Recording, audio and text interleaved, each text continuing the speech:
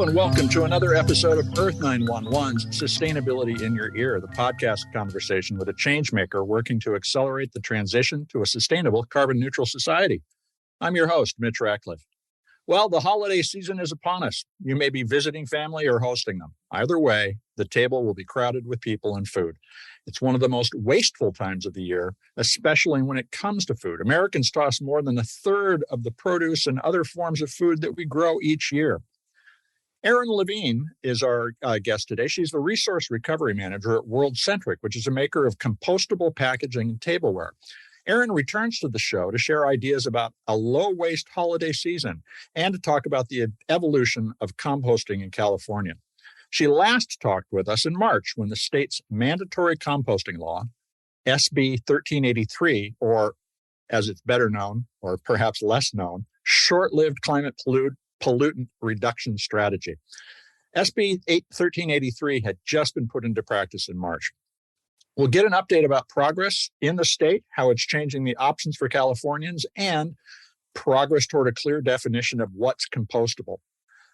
Erin recently contributed an article to Earth911 called Tips for Planning a Sustainable Holiday Meal, and we'll explore some of the ideas she shared to reduce waste and leftover food that too often ends up in a landfill, where they generate 14.5% of U.S. methane emissions annually. Methane is a greenhouse gas that warms the atmosphere many times faster than CO2, between 28 and 80 times faster, according to various estimates. Let's get ready for a sustainable holiday with World Centric. You can learn more about World Centric at World Centric, no dash, no space, worldcentric.com. Welcome back, Erin, and thanks for joining us despite having a cold. How are you feeling today? I'm doing okay. Thanks for having me back. Well, hey, pleasure to have you. The last time you were on the show, SB 1383 had just taken effect. It was back in March.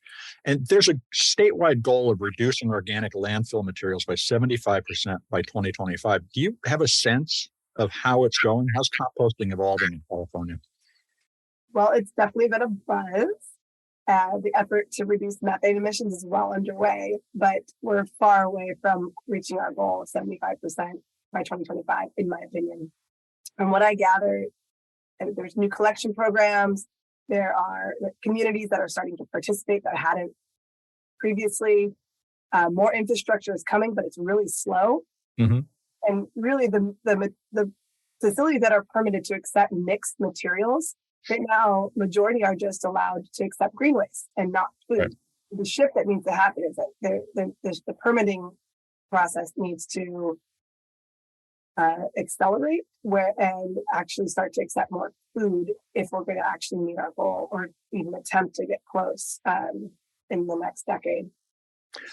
I've spent a lot of time in recent years in Santa Rosa, which is just up the road from where you are, and everybody composts. There's a robust composting infrastructure there. It sounds like there's not necessarily a lack of money in the rest of the state, but that there's just regulatory barriers to rapid implementation. Yes, I would agree with that it's a slow process. To permit a compost site takes years. So all of these things have been underway, but have not kept up with the pace that we need to accept all the organic materials that are coming in. So really where it needs to expand is LA, where 2/3 of the population is. So you have such a dense urban area, and it's so sprawling, but we really need more infrastructure down there. We need education and outreach. We need people that are really focused on source separating and spreading that message. Well, let's take a moment to define composting here, because when we talk about composting in these programs, we're talking about industrial composting. What's the difference between a home compost pile and an industrial compost pile? The main difference with the home composting and industrial composting is a large-scale facility that's able to handle all of the organic materials, and really it's a controlled process that involves high heat, and it's meticulously managed by operators. There's a variety of systems, but backyard composting, usually it's simply either a tumbler or a pile or something that's a little bit highly variable, where people are either putting their kitchen scraps or their yard trimmings, etc., into the pile and periodically trimming it or watering it. Whereas Industrial, it's a very dedicated time frame with regulatory involvement to manage all the emissions, and the finished product is also heavily tested and regulated as well. And it gets to a significantly higher temperature, so it is more effective on things like compostable fibers and plastics. And that's where World Centric comes in, obviously. You make a variety of compostable products. A lot of them are made from fiber, but you also have bioplastic cutlery. And in fact, I've composted some of those here at my house, and they break down. But I use industrial level temperatures in a Lomi. We'll talk about that in a little bit. It's been interesting reading about the evolution of World Centric's restaurant customers, which seem to me to be the hotbed or hothouse where we're testing a lot of these ideas. And a lot of them are just setting up their own relationships with commercial haulers. A couple examples: Laney and Lou, which is a fair trade coffee and foods restaurant. They found one hauler locally to take their stuff. Another one, Mr. Fox Composting, set itself up to support restaurants. Is all of this a foundation for the kind of growth we were talking about within California of a composting infrastructure, or do we need a more systematic approach than this grassroots way? It's a really interesting question, because a lot of restaurants are finding this niche with being more sustainable and attracting customers that way, and really inherently doing it for people and planet, just like our mission is at World Centric. But it also takes profit, and that's the driver. And so the systematic change that you're talking about, like a mandate, something similar to SB 1383, is going to move the needle. And without that, all the restaurants that are less concerned about the environment likely won't ever make that shift or that change unless regulatory or legislation is in place. Although these businesses are very inspiring, I really think it's not common practice. Mm-hmm. Enough to make huge waves would be the mandates. And I mean, we have Vermont leading the charge, California, and now Washington State, as you know, all leading the charge with mandated organics collection. And what really would make the difference in my mind is the proper truth in labeling, standardization for acceptance. That's going to move the needle as well. So hopefully we can see some national guidance and some data that start to become available to really improve the circular economy. There's also been a lot of conversation about the viability of bioplastic as a compostable item. And one company, Able and Cole, just discontinued their plastic products. Do you see this as a retreat from fiber-based, rather, is it a focus on fiber-based versus bioplastic that's happening, or is it a retreat from bioplastic generally that we're seeing? And how does World Centric think about this? Well, really going forward, our product design and our research and development team is working on all cellulistic materials, because there's a number of reasons. I mean, the first is the barrier is that National Organic Program still doesn't allow bioplastic any type. They recognize it as synthetic feedstock. It's not acceptable for any industrial site that wants to sell a finished product as certified organic. Right. That's a huge limiting factor. There is a petition right now that BPI is working on to try to get that changed. So that's an interesting thing that I'll be watching, and maybe we can have a follow-up about that if it does change, because that would be a game changer for so many compost sites. I even recently did a survey amongst composters in California to try to find out who actually is accepting and processing any bioplastics. And the unanimous response I got was they wouldn't have a problem with it if the NOP didn't have that ban on acceptability. What's the concern? Is it that there are still synthetic molecules in the resulting soil? They classify the NOP, which is regulated by the USDA, they classify bioplastics, PLA, for example, as synthetic because it's chemically modified. So they recognize, they just categorize it as synthetic. It's been that way since the 70s or 80s. It just has never evolved or changed as the industry has evolved and changed. But going back to fiber and cellulistic, I mean, we really have a push moving forward. We're coming out with fiber utensils, bamboo utensils, things that are the ag byproducts are focus in the future for sure. So I say agricultural byproducts like bagasse, which is the leftover residue after sugar is extracted from the sugar cane.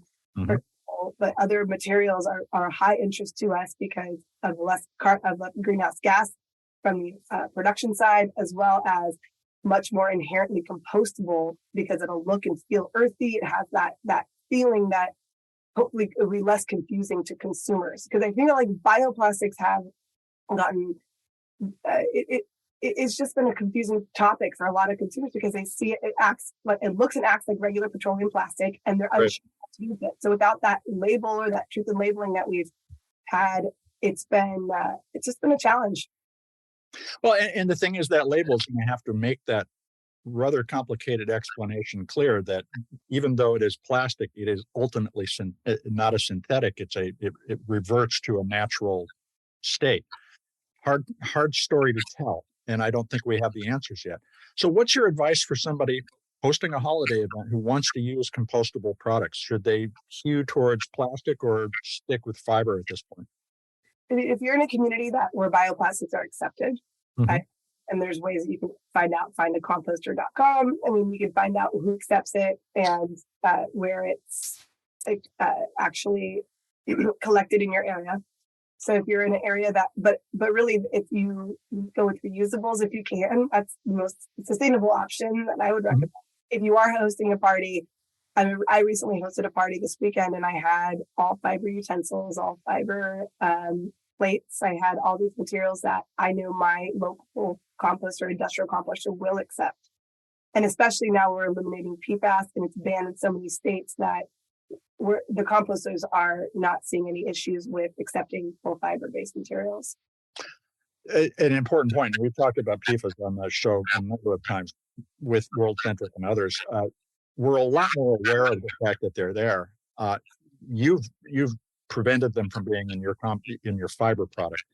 Do you see that as a general industry move, or is that something you're still just out on the leading edge of? Well, all these regulations are going to come into place. So, for example, in California, it's going to start in January. So, but we're not there yet. We're not there yet, and so a lot of to meet the market demand, a lot of people have had to manufacturers of compostable products have had to shift. I think we are on the leading edge. We as in World Centric, because we're developing proprietary solution called Leaf Plus. I would love to tell you about, because it's exciting that we spent we were doing this since 2016 on R&D side to develop a full plant-based solution that will act like an oil and grease barrier to PFAS. And it's really exciting. And yeah, are we leaders? I think so, because other fixes are out on the market, but we didn't go with the easy fix because we don't know if it'd be a regrettable replacement. And that's more of the issue I think we should talk about, is because we don't want to see if it's going to replace PFAS, then is it going to be a questionable material that's going to be replacement? When do you expect to see this on the market? I'm sure you can't say a hard date, but is this something that we can expect to see in 2023? Yes. I mean, we're especially in the states where it's mandatory or that it's regulated. So we have California, New York, and Washington all coming online next year. That no food service ware providers are able to then sell or distribute product with intentionally added PFAS. It's just a great conversation. I want to take a quick commercial break. We're going to be right back to continue the conversation.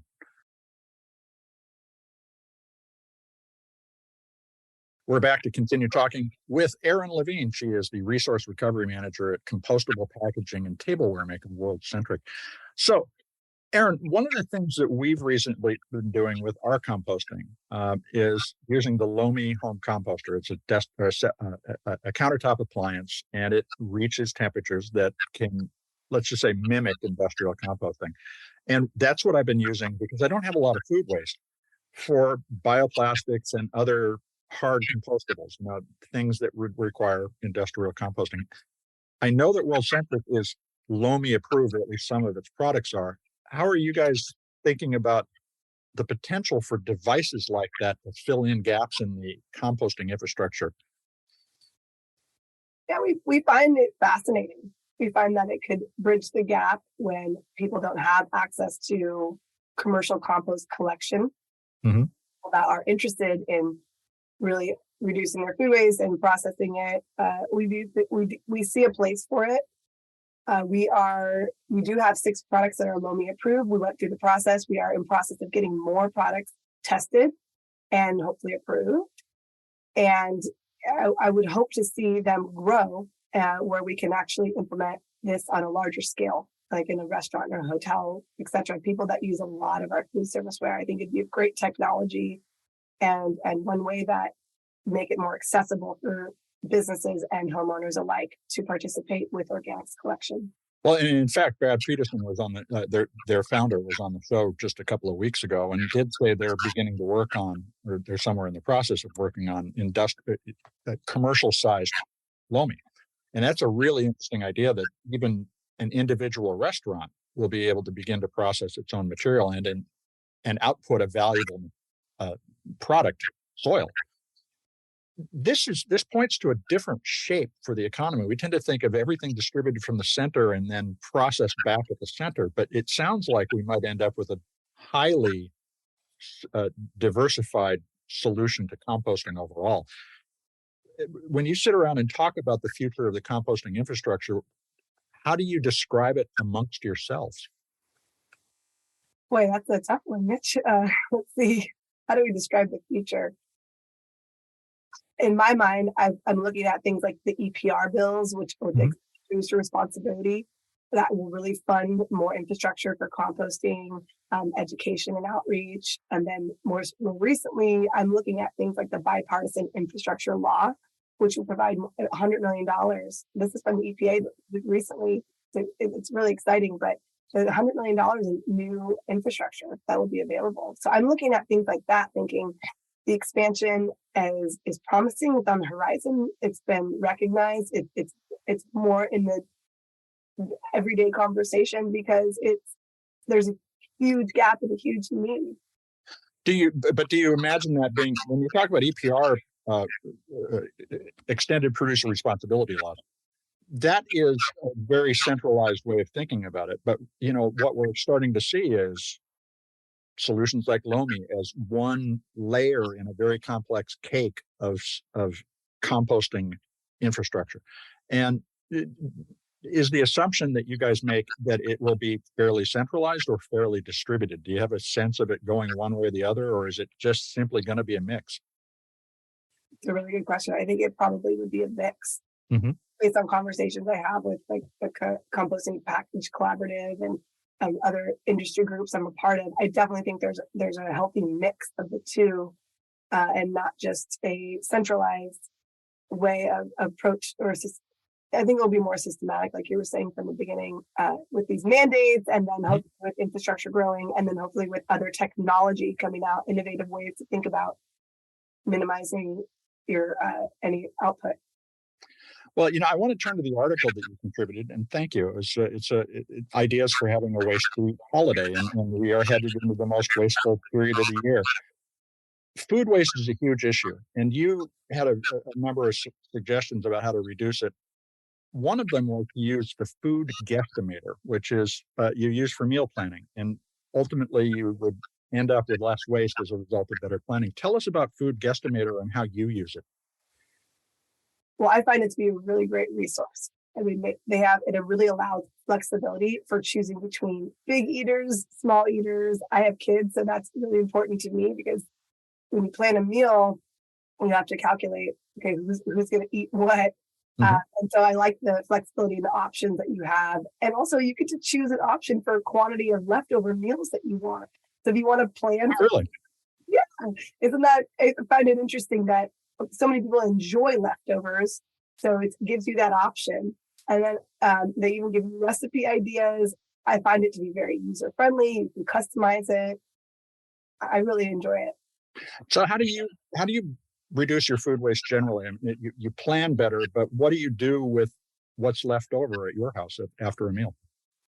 Right. You said meal plan. That's number one. Shopping list. But I try to avoid shopping when I'm hungry to avoid any impulse buying.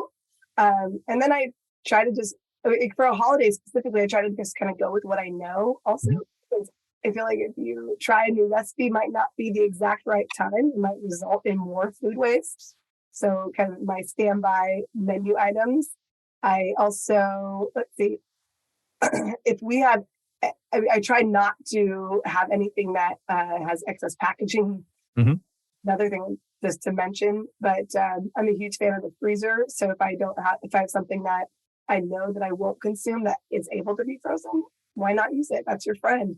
Or if there's leftovers and I know that I make an extra batch, I automatically put it in the freezer and label it so I don't forget about it. Like, Do you also ask your guests to do a little sorting after the meal's over? Do you get them to put the food waste into one bin and the compostables or the throwaways into others? yes, people that come to my house know where the compost goes and where all the leftover goes. I mean, I have chickens, so I automatically send some to my chickens if it's really a high quality food that they would enjoy. And then next would be finally, if it's not a leftover item that I could put in the fridge, then yes, I have a compost built right into my island and I just dispose of it right there. So you don't have to edit your trash after the holidays. We do at my house. No, I don't. People know when they come to my house how to properly source separate their organic materials. That's for sure. Well, if I lived in Sonoma County, that would be the case. It isn't up here in Pierce County, Washington. Now, another point you made about preparing a sustainable meal is that you should shop locally, but this is also sort of the downtime for a lot of CSAs and local produce. So how do you suggest finding local produce at this time of the year? And tell us how you use Cook with the Seasons, which is an interesting site that you showed.